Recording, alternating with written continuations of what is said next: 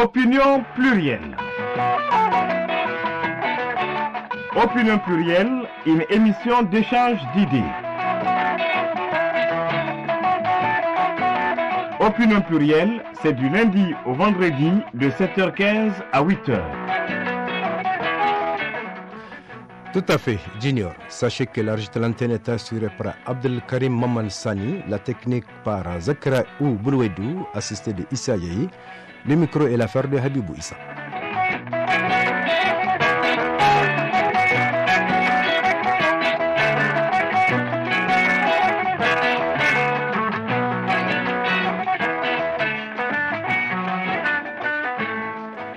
Bonjour à vous toutes et à vous tous, bienvenue à la tribune de libre expression en toute liberté et je suis très et immensement heureux de vous retrouver tous au mieux de votre forme.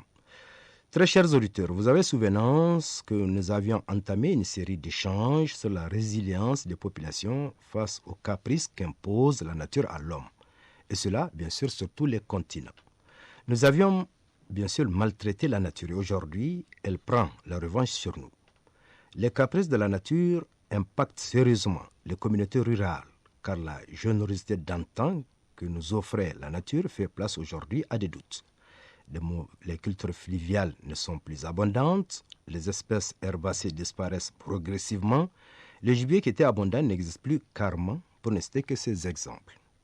En somme, comme le disait son Excellence le Président de la République, chef de l'État, lors de ce message à la Nation à l'occasion de la fête du 3 août 2020, je cite, « Nous n'héritons pas la terre de nos ancêtres, nous l'empruntons à nos enfants. » Fin de citation. Face donc à cette situation, nous sommes obligés d'être résilients et nous adapter à ces changements que nous avons nous-mêmes créés. Pour échanger sur la question, nous avons également un invité averti de cette question, en plus bien sûr de vos contributions en appelant au 20 75 21 11. Notre invité va d'abord se présenter à vous. Bonjour monsieur, merci d'avoir accepté cette invitation qui honore l'ensemble de nos auditeurs. Comment doit-on vous présenter? Merci Habibou Issa, bonjour à l'auditeur. Je m'appelle monsieur Laoula Abdoulaye Hassan, je suis conseiller en résilience pour le projet Sahel Collaboration and Communication. C'est un projet qui intervient au Niger et au Burkina Faso. Et c'est un projet qui vise à atteindre 3 résultats fondamentaux, dont le premier est de renforcer la collaboration pour un impact collectif. Le second est d'atteindre une amélioration de l'apprentissage et la gestion adaptative. Et le troisième résultat, c'est la sensibilisation accrue entre les principaux publics cibles pour afin qu'ils comprennent les contributions de l'USAID au Sahel. Merci messieurs. À vous, chers auditeurs, vous pouvez bien sûr animer ces échanges, je le rappelle, par vos contributions libres et responsables en appelant le 20 75 21 11. Alors, pour mieux cerner l'orientation de ces échanges, il est important aussi de rappeler ce qu'on entend par résilience. Comment expliquer dans un langage simpliste la résilience?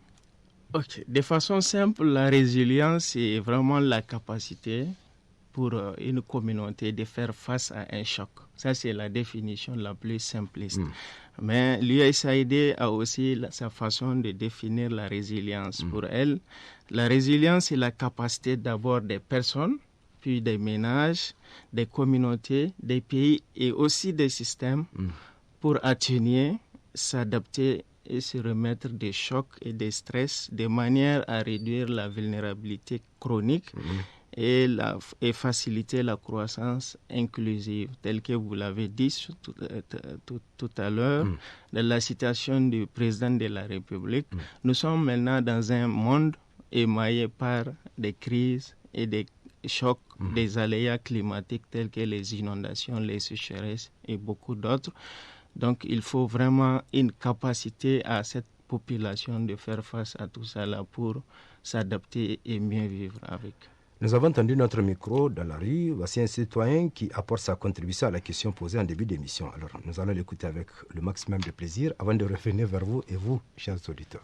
Les secteurs agro-silvopastoraux représentent la principale source d'activité économique au Niger avec une forte contribution de l'ordre de 43% du PIB. Ces secteurs occupent 80% ou plus de la population nigérienne. Ces secteurs, effectivement, font face à des effets combinés à ces changements climatiques, notamment une tendance de l'assèchement du climat. Il faut rappeler peut-être les sécheresses récurrentes de 1973, celle de 1984, celle de 2001, celle de 2005 et celle de 2010.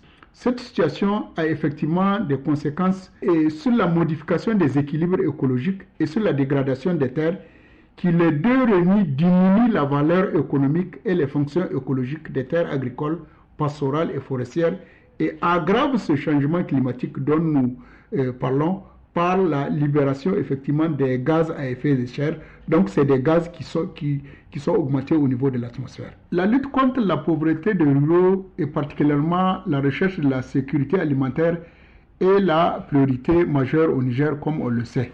Donc la restauration des terres dégradées peut être un des moyens d'y parvenir en agissant sur les facteurs de dégradation des terres qui sont principalement d'ordre climatique et anthropique. C'est ainsi que des bonnes pratiques de gestion durable des terres sont développées au Niger et dans la sous-région sahélienne qui ont pour but principal de retrouver les équilibres perdus, écologiques perdus dont nous avons parlé, de permettre de lutter contre la pauvreté et que les populations nigériennes et sahéliennes soient plus résilientes, plus performantes aux effets de ces changements climatiques.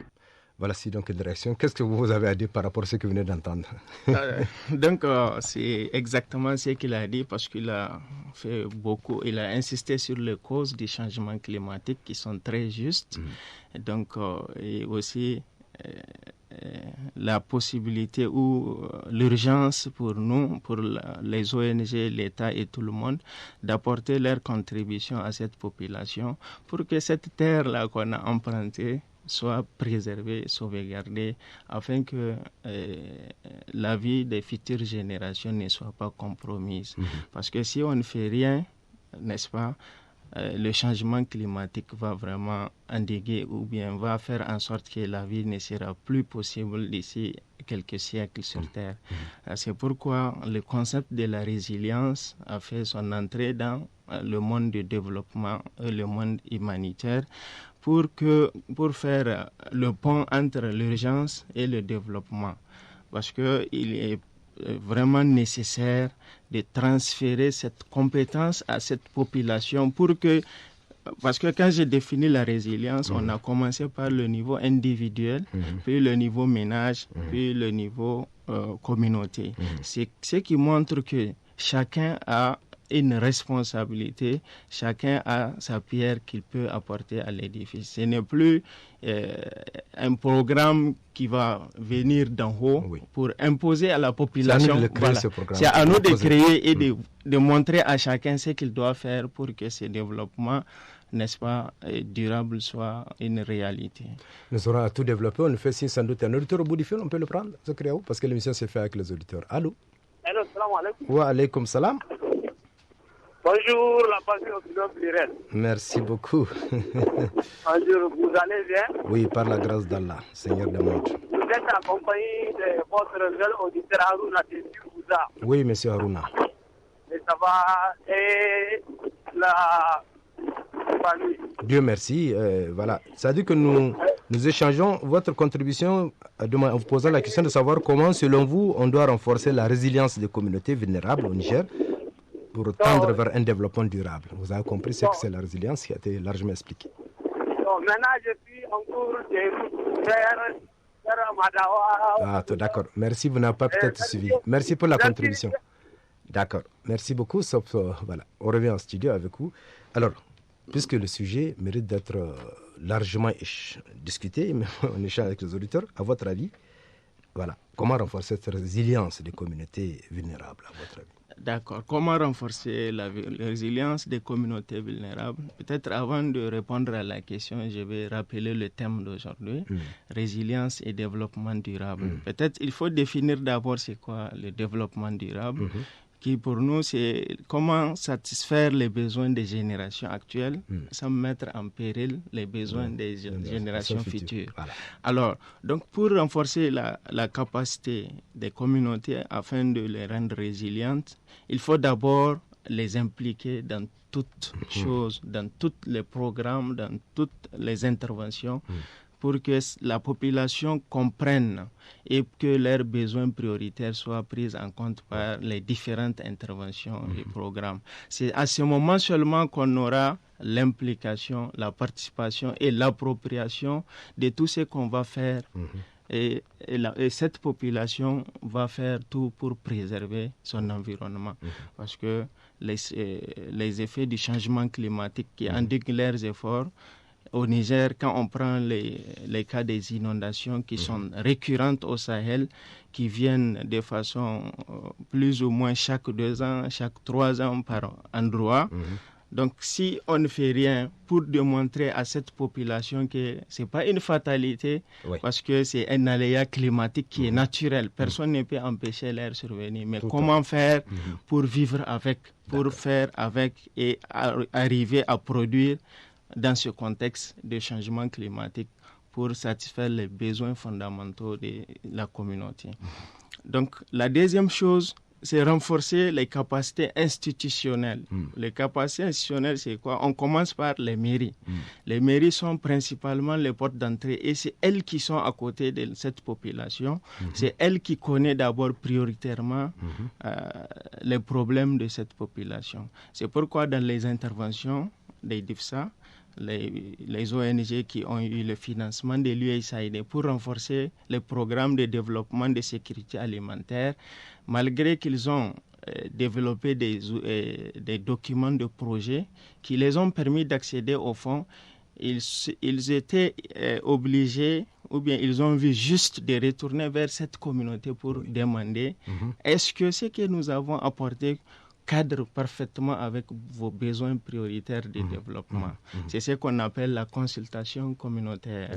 Alors, cet exercice a permis effectivement de faire le parallèle et de voir qu'est-ce qu'il faut à cette communauté pour renforcer ses capacités, pour faire face au changement climatique et créer et renforcer la résilience climatique. Un auditeur, nous l'avons à l'île Zakriaou. Allô? Allô? Wa alaikum salam wa rahmatullahi ta'ala wa barakatuh. Monsieur Djibo, nous vous écoutons avec plaisir. Bonne fête à vous et bonne fête à l'invité. Merci beaucoup. Vraiment, la résilience, la solution, c'est à travers la réflexion, l'analyse et action. D'accord. Parce que nous voyons tout ce qui nous arrive et c'est au détriment de nous, c'est nous qui avons tout créé.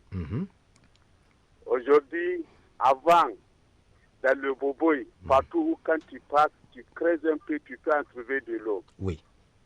On a planté des arbres étrangers. Je ne sais pas si c'est appelé, c'est ça qu'on appelle le caïsera, mais en germain, on appelle ça turaré. D'accord. À un certain stade, cet arbre-là consomme 200 à 240 litres par 24 heures. D'accord.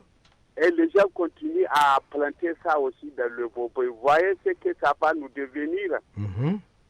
Donc, vraiment, nous devrons prendre conscience pour savoir ce que nous sommes en train de faire et quelles sont les conséquences que nous allons subir. D'accord. Vraiment. Et on voit aussi comment aujourd'hui tout le terrain devient désert et les gens ne plantent pas. Oui. Si avant-hier le 3 août, si chaque Nigérien a planté un à deux arbres, au moins on peut dire. D'accord, d'accord. Vraiment les fleurs, ok. Merci.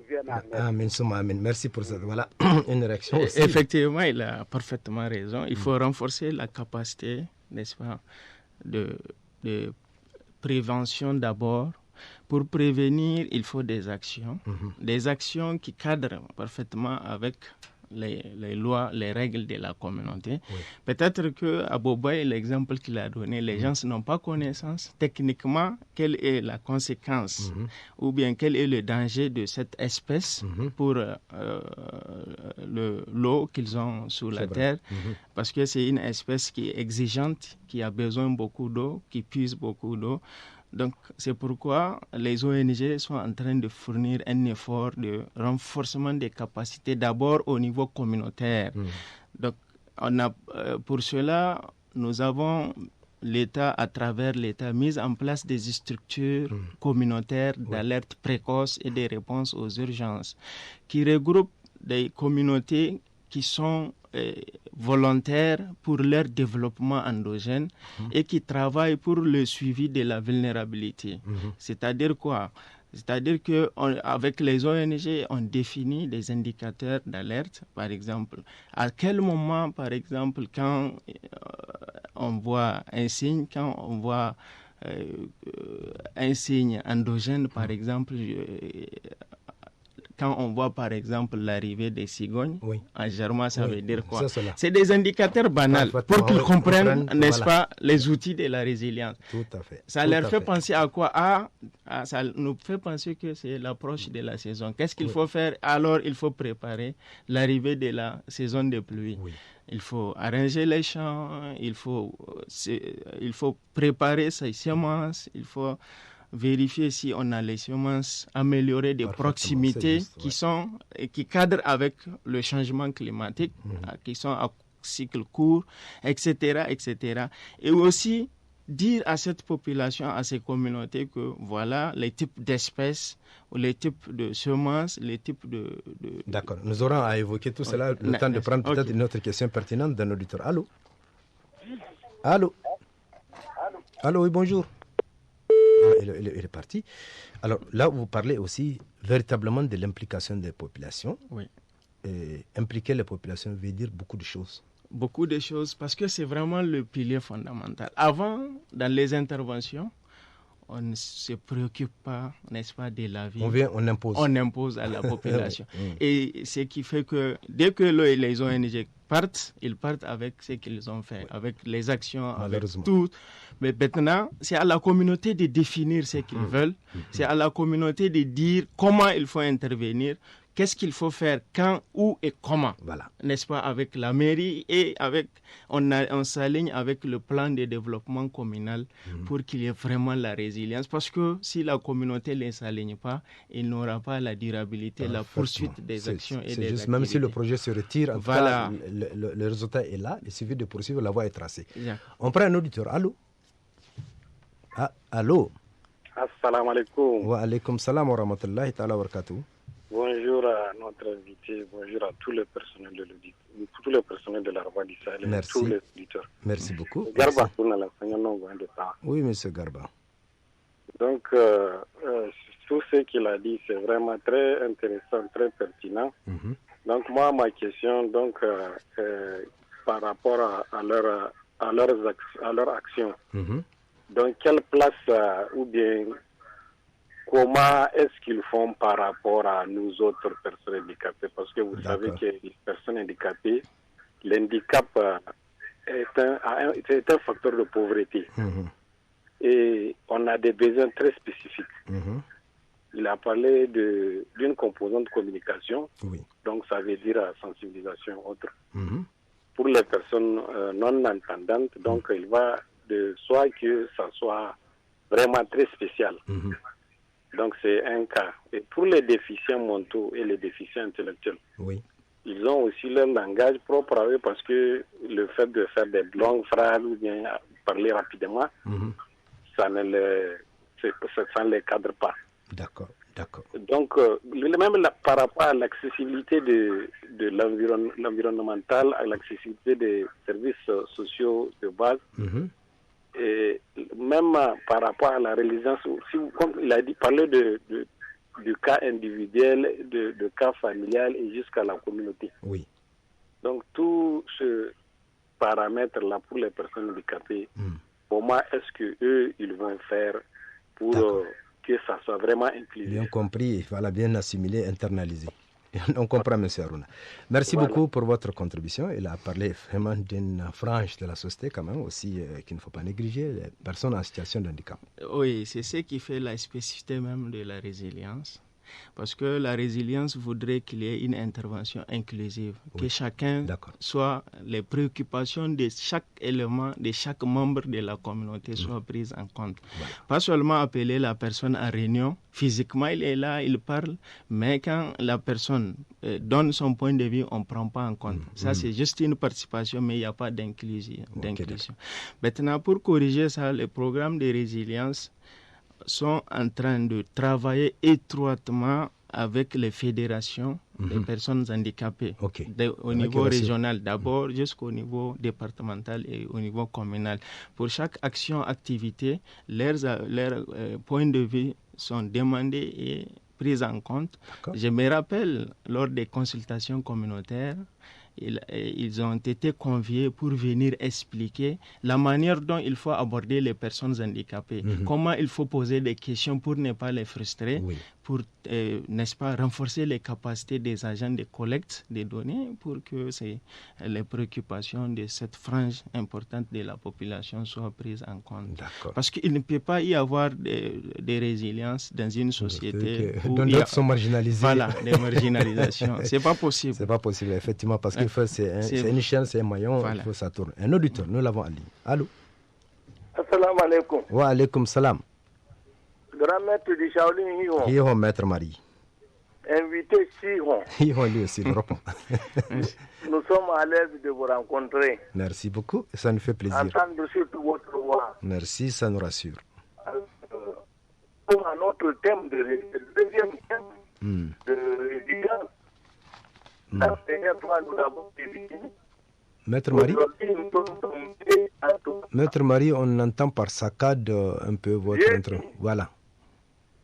La dernière fois, nous avons fini la résilience. Oui, maintenant vous entendez. À notre manière. Aujourd'hui, nous sommes en tout cas à notre deuxième thème. Oui. Et notre deuxième thème est en relation par rapport au discours du président de la République sur la fête de l'arbre, fête de l'indépendance. Eh bien, nous, par rapport à la résilience, nous avons retenu en tout cas peut-être 3 facteurs fondamentaux. Lesquels?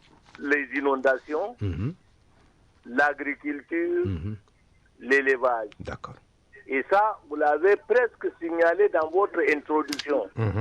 Et cela était parti à plein dans le discours du chef de l'État. Eh bien, autrefois, la terre était très généreuse.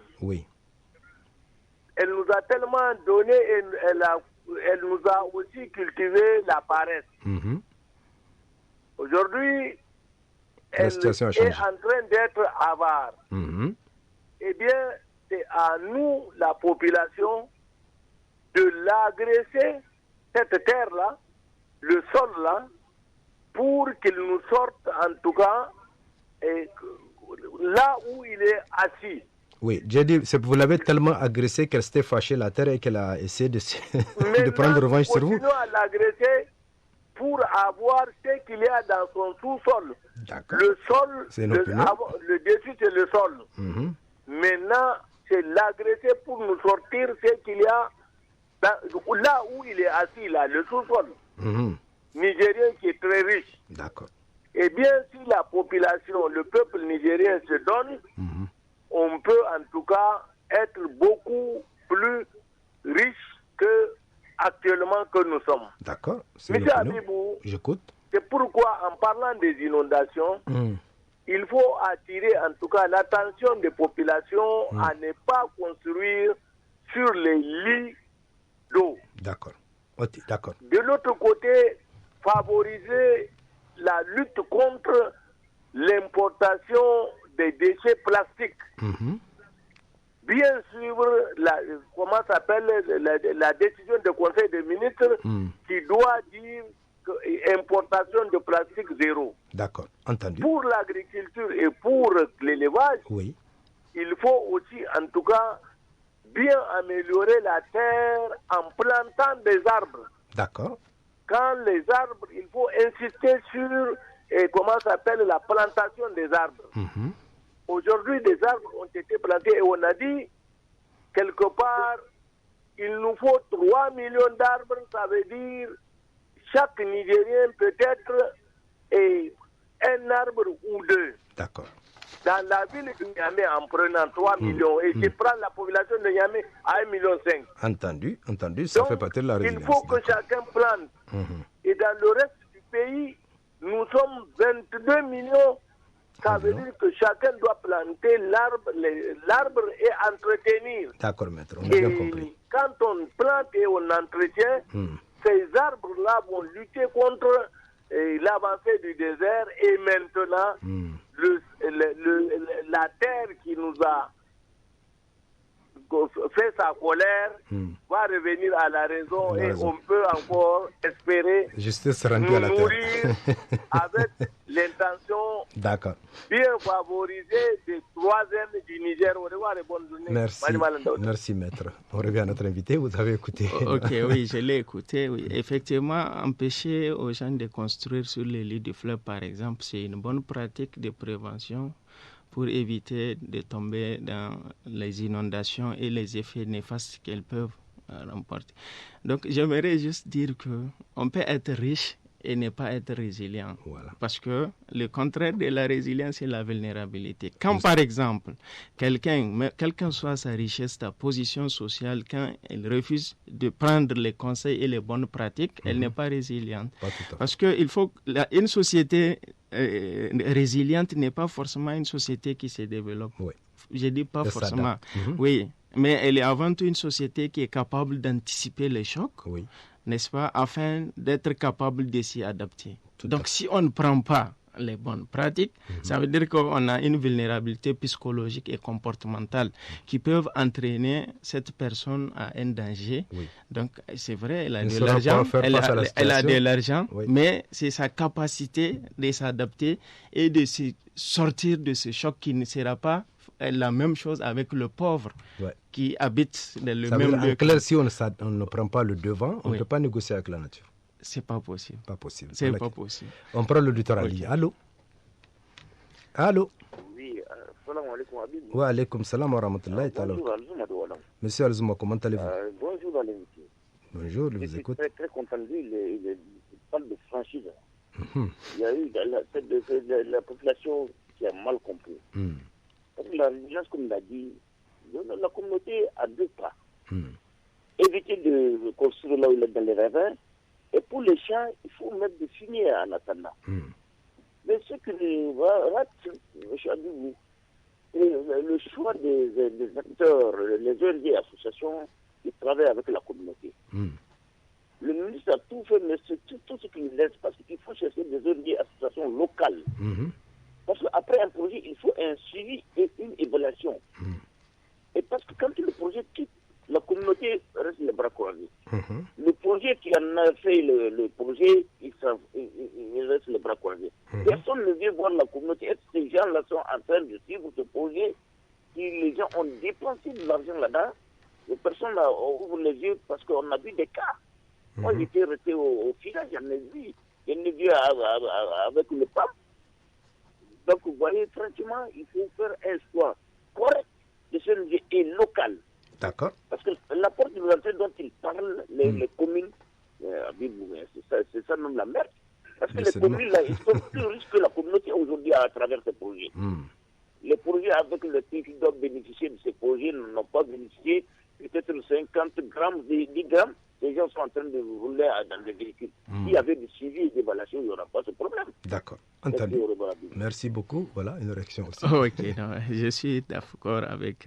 impliquer les ONG locales, c'est une bonne pratique pour assurer la durabilité des actions en vue de protéger le programme de résilience. Malheureusement, on ne peut pas renverser la nature parce que les communes sont des institutions de l'État. Les communes sont normalement les institutions qui garantissent la durabilité. Logiquement. Donc c'est pourquoi les ONG sont en train de faire un effort pour transférer les compétences en termes de formation, en termes institutionnels, par exemple soutenir l'élaboration des plans de développement communal, parce qu'une commune qui n'a pas un plan de développement communal ne peut rien faire. Parce que c'est l'outil principal de développement et de gouvernance pour la commune. Alors, qu'est-ce qu'il faut faire? Il faut malgré tout, travaille avec ces communes parce que c'est elles qui sont à côté de la communauté. Il faut aussi impliquer les ONG locales. Exactement, il a raison, c'est ce que les ONG sont en train de faire parce que à côté de la commune, ils sont aussi un bras technique local pour la commune au même titre que les ONG internationales et les programmes de développement qui sont là et qui impliquent aussi la société civile locale qui est là pour défendre les droits et les intérêts de la population à côté des ONG locales. Comme l'émission se fait avec les autorités, effectivement, ils sont en train de créer le temps parfois de nous faire des fois. Allô? Allô? Ah, il est parti. Assalamu alaikum. Wa alaikum salam. Alors, Abibou, bonjour. Bonjour, comment allez-vous? Oui, ça va, alhamdulillah, tout va bien. Dieu merci. Dieu reviens. Bonjour au Nigeria, bonjour au Twitter encore. Merci. Oui, je vous remercie à votre sujet. C'est par rapport à l'inondation. Oui, c'est M. Dodo Menama Yufara depuis Abalak. Nous vous écoutons, M. Dodo. Oui, moi je pense que toujours les gens font ce qu'ils veulent avec l'inondation là. Quand la pluie vient, tu as fait une inondation. Ta maison est gâtée. Les saisons bien encore, tu arranges. La pluie vient. C'est l'éternel recommencement, en fait, oui. Oui. Ça fait combien de fois les gens ont disait que ici c'est la route du lot, ici c'est les fleuves, ici c'est l'eau qui dort ici. Hein?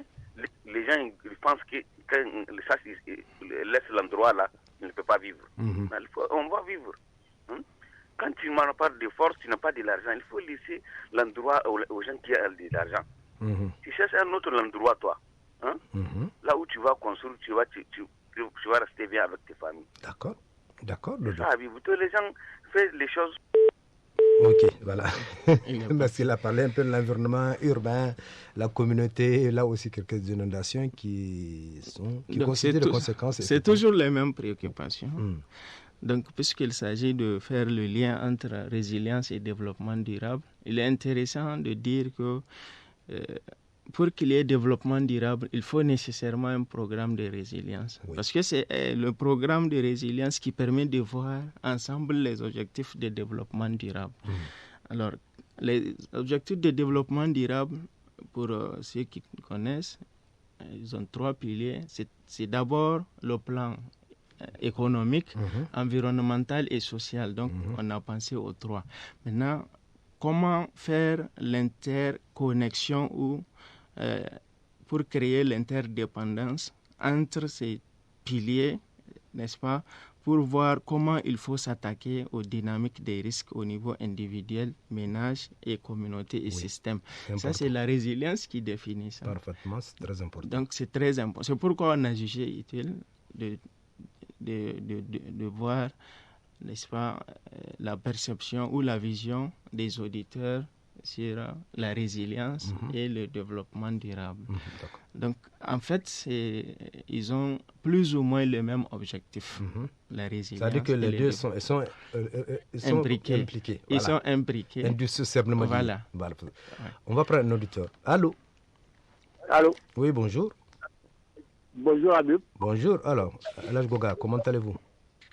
Allez, bonne fête à tout le monde, merci à toute beaucoup. la population. Merci Et on avait parlé la dernière fois résilience. J'avais dit, bon, puisque c'est un nom à plusieurs sens et qui a été changé maintenant, modernisé, parce que pour moi, résilier, on résilie un contrat, on résilie ceci, maintenant c'est rentré de... Voilà, voici le téléphone, vous a résilié. C'est ça. On va peut-être prendre un second. Wa alaikum salam. Allô? Oui, monsieur Habibou, c'est monsieur Dodo qui est revenu. Oui, allez-y, monsieur Dodo, sois bref. Oui, nous vous écoutons. Moi, je pense que l'inondation de Manzo, le village, c'est Madawa. Oui. Le président Barry est venu. Il a dit qu'on ne peut pas construire ici encore. D'accord. On a pris un montant, il a construit la maison. Jusqu'à maintenant, on n'a pas une inondation. Voilà, c'est déjà la résilience à servir. Oui, les gens toujours ils sont là. Là où il y a une inondation. La saison de pluie est venue. Ça fait une inondation. La deuxième, la troisième. Vous l'avez dit, Dodo, effectivement, il ne faut pas s'entêter à rester là où ça vous fait du mal. Ça, voilà, on a bien compris. Moi, je pense. Barré a dit qu'on ne peut pas construire ici. Donc, on a cherché une montagne, on a construit beaucoup de maisons. Et voilà, tout le monde est retrouvé. Hier, on a fait la pluie là-bas. D'accord. Mais rien ne s'était passé. Voilà, ça rassure. Voilà, merci beaucoup, Dodo. Merci beaucoup, Dodo, pour la contribution et permettre à d'autres aussi d'intervenir. Bien, voilà. Ce sont quand même des oui, exactement. Vous savez, M. Habib, ce n'est pas facile pour une communauté de laisser leurs pratiques, ce qu'ils ont, surtout. Surtout. Leur habitude. Oui. C'est pourquoi il faut beaucoup de sensibilisation. C'est pourquoi il faut travailler avec les communs. C'est pourquoi il faut travailler avec la société civile. C'est pourquoi il faut travailler avec l'État qui est là toujours à travers ses programmes et politiques. Donc il faut une sensibilisation. Je me rappelle encore, on a sensibilisé des communautés pour qu'ils acceptent la construction des mini-AEP. Les châteaux d'eau. Je vois bien. Et la communauté a refusé parce qu'elle pense que c'est mieux pour elle de continuer à boire l'eau du puits ou du fleuve. Parce qu'ils disent que c'est ça que leurs grands-parents ont bu et c'est thérapeutique. Ils ont développé beaucoup de... Donc, voyez-vous, souvent c'est vraiment... donc, il faut sensibiliser. Les gens vont comprendre et vont créer leur propre résilience. Quand ils vont comprendre. L'auditeur Ali, allô. Oui, allô? Allô, oui, bonjour. Ouais, bonjour, là, j'ai bien réveillé. Oui, par la grâce d'Allah, on remercie tout Seigneur. Ok, bonne fête à tout le monde. Merci beaucoup. Et bonjour aussi à l'invité. Merci. Oui. Bon, à l'âge vu, moi, ce que j'ai augmenté, c'est par rapport dans les environs ruraux, les femmes il faut appuyer, il faut les aider. Vraiment, il faut... Par exemple, amener des machines pour les femmes. Vous voyez? Ouais. Pour éviter aux femmes du village à toujours faire dépiler le mil ou le sorgho. D'accord. Vous voyez? Et le deuxième aspect aussi, je vois sur le problème d'eau. Le fait d'avoir accès à l'eau potable partout. Oui, parce que vraiment, l'eau potable aussi, c'est un problème. D'accord. Ici au Niger, vraiment. Oui. Merci beaucoup. Voilà, une préoccupation. Oui, une préoccupation, telle que je l'ai dit dans mon introduction. La spécificité de la résilience, c'est qu'on ne définit pas les besoins d'une personne en amont. C'est la personne elle-même de définir. Voilà. Les femmes ont la possibilité de définir leurs besoins. Les filles, les jeunes, les personnes handicapées, les vieux, les personnes âgées, toute la composante de la société a le droit de participer et de définir c'est quoi nos besoins prioritaires. Mieux encore, la population a aussi la possibilité de prioriser ses besoins. Voilà. Parce que les besoins ne sont pas les mêmes. Voici dans la pile de nos besoins, voici le premier besoin, voici le deuxième, le troisième. Vous pensez par exemple qu'il fallait faire un point d'eau alors que pour leur priorité c'est avoir un petit marché. Exactement. Voilà, donc si on fait le point d'eau alors que leur besoin est un marché, donc ils ne seront jamais résilients. Parfaitement, c'est juste important. L'auditeur en ligne, allô? Allô, salam alaikum. Bonjour. Bonjour Alaj, comment allez-vous? Bonjour à monsieur l'invité, Mahmoud Moussa. Oui, je vous écoute Alaj. Bon, félicitations encore une fois de pouvoir vivre cette émission qui nous parle de résilience, bien qu'à chaque fois, on a quand même des problèmes de compréhension de la portée du mot résilience. Un peu moi, en informatique, je compare ça pour les anciens informaticiens qui connaissent ce qu'on appelle le mode sans échec. Oui, d'accord. Un peu comme quand tout ne marche pas, eh bien l'appareil va tourner pour que ça puisse donner au moins un minimum qui permet d'avancer. D'accord. Mais l'inquiétude ou les inquiétudes que j'ai, je vais rapidement les dire parce que je sais que les presque l'heure. La première, c'est qu'on parle beaucoup de la prise en compte des vœux de la population ou de la communauté. Mais en matière de planification, faisons attention parce que la communauté n'est pas certainement à un certain niveau de comprendre réellement ou de manière durable ce dont elle a besoin. D'accord. Si vous amenez 200 millions dans une communauté pour leur dire voilà 200 millions, qu'est-ce que vous voulez? Tout de suite, ils vont vous demander des cassifs sur la grande route et une mosquée. Non, c'est vrai, c'est ça leur besoin, eux, c'est de ça qu'ils ont besoin. Donc, il y a nécessité de faire une planification qui tienne compte des standards ou de la nécessité ou de la prolongation dans le temps de ce qu'il faut faire à cette population. Parce que nous avons, quand même, il faut le reconnaître, nous sommes des ignorants. Et un ignorant, si on va lui demander ce qu'il veut, eh bien, ça va complètement aller dans un sens beaucoup plus égoïste que dans un sens de la durabilité.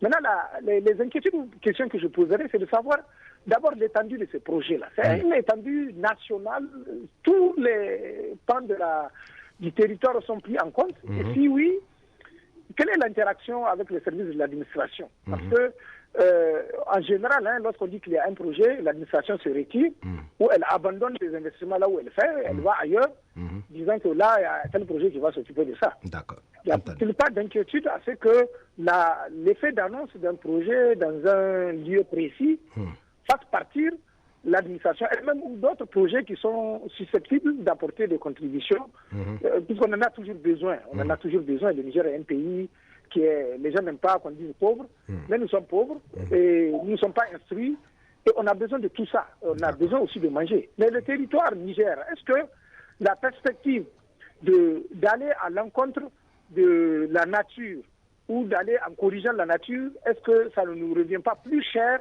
que de faire un développement intrinsèque de la population à travers lui assurer à manger, lui assurer l'école, lui assurer la santé et attendre dans les 20-30 ans, voir ce que ça va donner. D'accord. Une bonne journée. Merci. Merci, voilà une réaction. Oui, effectivement. Et impliquer la population ne voudrait pas dire qu'on va s'arrêter à ce niveau. Il y a un croisement des données qui se font avec la mairie, avec le niveau département jusqu'au niveau national, avec les politiques. Parce qu'il faut d'abord s'aligner aux politiques de l'État, en matière de résilience et de réduction des risques et catastrophes.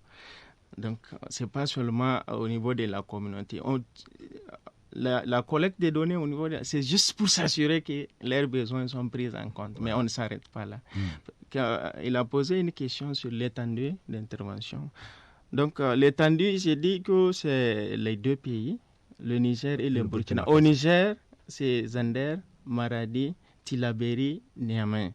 Et au Burkina Faso aussi, c'est dans les 3 communes, 3 régions du moins pour l'intervention. C'est SCC et son mandat, c'est d'appuyer les autres organisations, ONG, programmes qui ont reçu le financement de l'USAID pour qu'il y ait une bonne collaboration en vue de communiquer, n'est-ce pas, les bonnes pratiques entre elles, n'est-ce pas, et de prendre de bonnes décisions.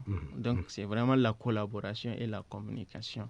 Bien sûr, à travers les 3 résultats que j'ai dit tantôt, c'est-à-dire renforcer la collaboration pour avoir un impact collectif entre tous les acteurs qui ont reçu les fonds de l'USAID. Donc, ils sont un peu partout dans les régions dont j'ai cité tantôt. D'accord. En complicité avec l'administration, tout cela Oui, l'administration, bien sûr. Même le protocole de mise en œuvre des projets et programmes sont signés avec l'administration. Ça, c'est une obligation.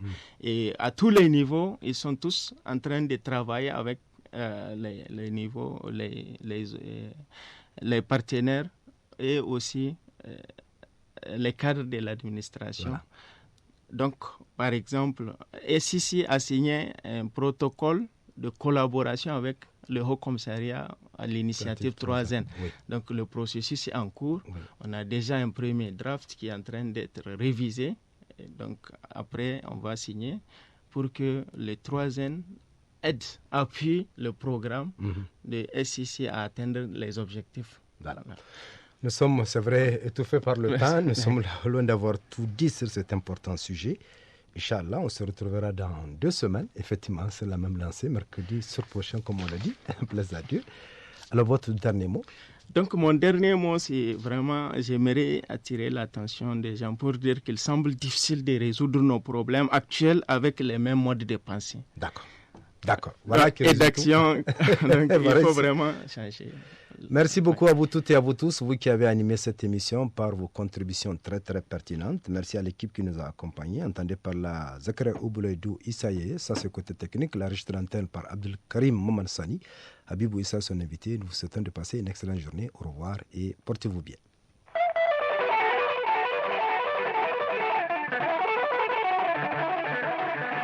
Opinion plurielle. Opinion plurielle, une émission d'échange d'idées. Opinion plurielle, c'est du lundi au vendredi de 7h15 à 8h.